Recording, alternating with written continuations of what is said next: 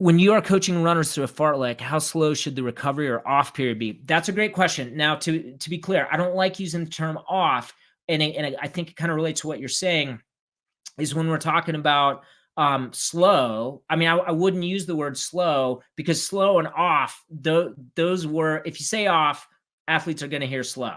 Okay. If you say steady, I mean, rarely, I don't think I've ever had an athlete, whether in person or coaching kids in the off season, where they've nailed the first fartlek and run the steady portion fast enough. Okay.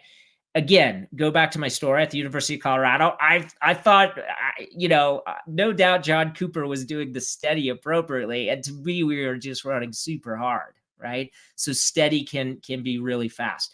But if you go back to what I talked about in the presentation, if we take that 2-minute portion, really dial it back, so it's just August 5K effort for 2 minutes. I mean, you're 17, 18, 20-minute 5K runner. That's a very small percentage of what they ran for an entire cross-country race. And if we did it at about August, we're doing it at 5K effort, we'll say. But if it was at the pace you expected them to run at in August, now we can make that 3 minutes much faster. Okay. But bottom line is, I think that we can experiment with this in your first month of training, basically in the month of December. And what'll happen a lot of times is they're going to blow this up. An athlete who listened to this and you explain the workout well, they might run the steadies hard, but they're going to keep the ons fast.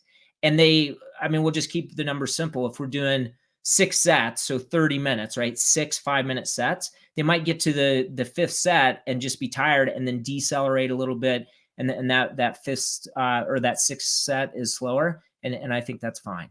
Okay. But what's neat is long runs, fartlek runs. Then when we get to progression runs, they're usually able to dial that in. And then every threshold run goes well. You don't have athletes, you're going to assign a threshold pace, and you don't have athletes blowing up that workout where A, it turns into a race, or B, they run that pace and decelerate because they're not feeling well. And then from a psychological standpoint, they're down in the dumps. Thanks so much for watching that video. 3 quick things before you leave. Number 1, if you want to watch the entire video, what you just watched was an excerpt from my presentation on how to train in the winter if you're a high school athlete.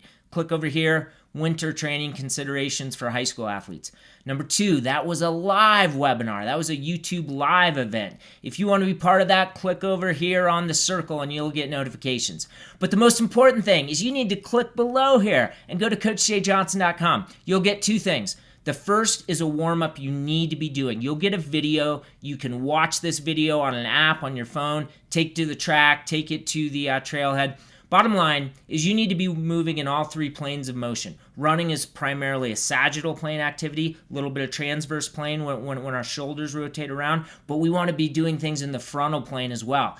We need to be going forwards and backwards, and we need to be doing hip mobility. Bottom line is this warm-up with my friend Jeff Bollet is amazing. You'll get that video for free. Now, if you're thinking, that's great, I need to warm up, but what workouts do I do? I've got to document the 4 key workouts every runner should do. You'll get that document as well. Okay, so go to CoachJJohnson.com, share your email, you'll get the video sent to you, you'll get the document, and you'll know what you need to be doing training-wise.